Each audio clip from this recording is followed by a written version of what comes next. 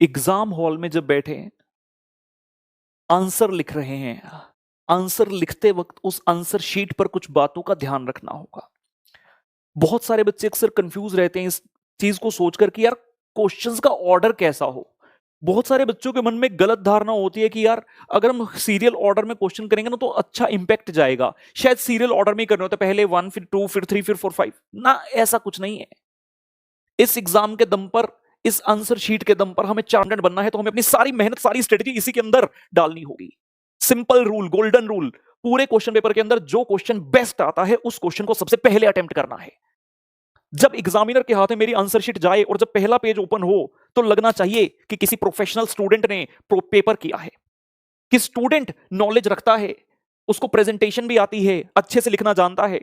और ये सब चीजें सिर्फ उसी क्वेश्चन में आप कर सकते हो जो आपको बेहतरीन आता होगा। स्टार्टिंग की कुछ शीट्स पर सिर्फ टिक होना चाहिए, क्रॉस नहीं होना चाहिए। पॉजिटिविटी जगानी है एग्जामिनर के माइंड में। तो ऑर्डर ऑफ क्वेश्चन कैसे, जो बेस्ट आता है वो पहले करना।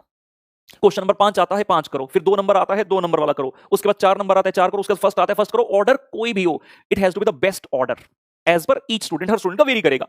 अब साथ ही साथ it has to be made sure कि अगर किसी क्वेश्चन के सब पार्ट्स हैं, those are to be done at one place only. अगर एक ही क्वेश्चन के सब पार्ट है और आप डिफरेंट डिफरेंट जगह पर कर रहे हो, मान लो फिफ्थ क्वेश्चन के 4 पार्ट थे, आपको ए बी और डी आता था, सी नहीं आता था, अच्छे से आता था लेकिन उतना अच्छे से नहीं आता था। आपने क्या फिफ्थ क्वेश्चन का ए बी डी और उसके बाद सेकंड क्वेश्चन फिर फिफ्थ का डी कर रहे हैं, तो फिफ्थ के डी के नंबर नहीं मिलेंगे, फिफ्थ के डी के नंबर नहीं मिलेंगे।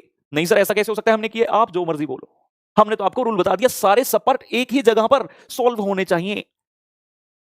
फिर बच्चा कहता है सर मान लो एक क्वेश्चन आता है एग्जाम में, 5 पार्ट होते हैं, एनी 4 करने होते हैं, बच्चे ने पांचों के 5 कर दिए। बच्चा कहता है सर मेरे को इसमें से बेस्ट 4 के मार्क्स मिलेंगे क्या? जी नहीं, जो आपने सबसे पहले किए 1 2 3 4, जो सीरियल ऑर्डर में आपने पहले 4 किए वही होंगे। जो लास्ट में किया उसको क्रॉस लग जाएगा। डज नॉट मैटर कि उसमें आपके ज्यादा नंबर आ सकते थे, उसको क्रॉस कर दिया जाएगा। हर पेपर में हर क्वेश्चन जब भी अटेम्प्ट करेंगे, it has to be solved on the fresh page. बच्चे वहां पर सोचते हैं, मान लेते हैं ये शीट है, ये शीट है, ये प्रॉपर A4 शीट है, मान लो एग्जाम शीट ऐसी आई। यहां पर अगर आंसर खत्म हुआ 75% स्पेस के बाद, फिर तो बच्चे के माइंड में क्लियर है कि अगले पेज से ही मुझे जो है अटेम्प्ट करना है फ्रेश आंसर। लेकिन दिक्कत तब आती है जब बच्चे का यहां खत्म हो जाए। फिर बच्चे के मन में कश्मकश होती है कि यार शीट में तो अभी 25% स्पेस ही मुश्किल से भरी है, मैं अगली शीट पे करूंगा तो टीचर सोचेगा कि इसने शीट बर्बाद कर दी, तो क्या मैं यहीं से कर दूं। ये चीजें चलती हैं बच्चों के मन में, पता नहीं क्यों। एग्जाम फीस दी है ना भाई, इसके भी पैसे हैं। सिंपली फॉलो द रूल, हमें अच्छे नंबर लाने हैं।